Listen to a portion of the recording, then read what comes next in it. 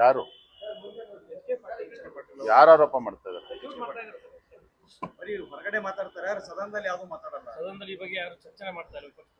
ಉತ್ತರ ಕರ್ನಾಟಕ ಬಗ್ಗೆ ಚರ್ಚೆನೇ ಆಗ್ತಾ ಇಲ್ಲ ಸದನದಲ್ಲಿ. ಈ ಸರ್ಕಾರಕ್ಕೆ ಉತ್ತರ ಕರ್ನಾಟಕದ ಅಭಿವೃದ್ಧಿಯ ಬಗ್ಗೆ ಚಿಂತನೆ ಆಗಲಿ, ಉತ್ತರ ಕರ್ನಾಟಕದ ಬಗ್ಗೆ ಸಮಗ್ರ ಚರ್ಚೆ ಮಾಡಬೇಕು ಅಂತಕ್ಕಂಥ ವ್ಯವಧಾನನೂ ಕೂಡ ಇಲ್ಲ ಇವರಿಗೆ. ಅಧಿವೇಶನ ಶುರುವಾಗುವ ಮುಂಚಿತವಾಗೇನೆ ಭಾರತೀಯ ಜನತಾ ಪಾರ್ಟಿ ನಮ್ಮ ವಿರೋಧ ಪಕ್ಷ ನಾಯಕರು ಒತ್ತಾಯವನ್ನು ಮಾಡಿದ್ದಾರೆ.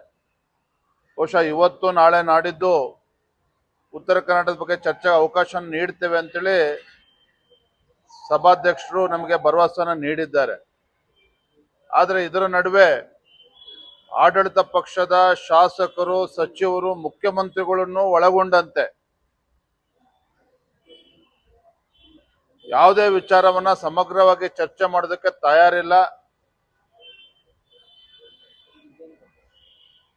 ನನ್ನ ಮೇಲೆ ಆರೋಪಗಳನ್ನ ಮಾಡ್ತಕ್ಕಂಥದ್ದು, ಮುನಿರತ್ನ ಬಗ್ಗೆ ಚರ್ಚೆ ಆಗಬೇಕು ಅಂತೇಳಿ ಈ ರೀತಿ ಬೇರೆ ಬೇರೆ ವಿಚಾರಗಳನ್ನ ಸದನದಲ್ಲಿ ಪ್ರಸ್ತಾಪ ಮಾಡ್ತಕ್ಕಂಥ ಪ್ರಯತ್ನವನ್ನು ಕೂಡ ಮಾಡ್ತಾ ಇದ್ದಾರೆ.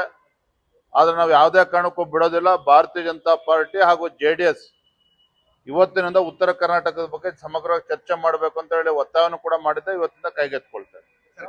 ಕಳೆದ ವರ್ಷ ಕೊಟ್ಟಂತ ಭರವಸೆ ಇನ್ನೂವರೆಗೆ ಪೂರಿ ಮಾತಾಡ್ತಾರೆ. ಚರ್ಚೆನೂ ಇಲ್ಲ. ಕಬ್ಬು ಬೆಳೆಗಾರರ ಬಗ್ಗೆ ಒಂದು ಮಾತು ಮಾತಾಡ್ತಾ ಇಲ್ಲ. ಎಲ್ಲ ನೋಡಿ, ಇವತ್ತು ಕಬ್ಬು ಬೆಳೆಗಾರರು ಇವತ್ತು ಸಂಕಷ್ಟದಲ್ಲಿದ್ದಾರೆ.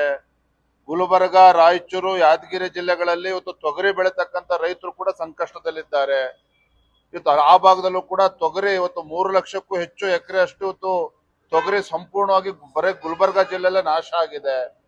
ಅದನ್ನ ಸರ್ವೆ ಮಾಡಿಸ್ಬೇಕು ಅಂತಕ್ಕಂಥ ಕೆಲಸವೂ ಕೂಡ ರಾಜ್ಯ ಸರ್ಕಾರ ಮಾಡ್ತಾ ಇಲ್ಲ. ಯಾಕಂದ್ರೆ ಪರಿಹಾರ ಕೊಡಬೇಕು ಅಂತೇಳಿ ಇವೆಲ್ಲವೂ ಕೂಡ ಸದನದಲ್ಲಿ ಚರ್ಚೆ ಮಾಡ್ತಾರೆ.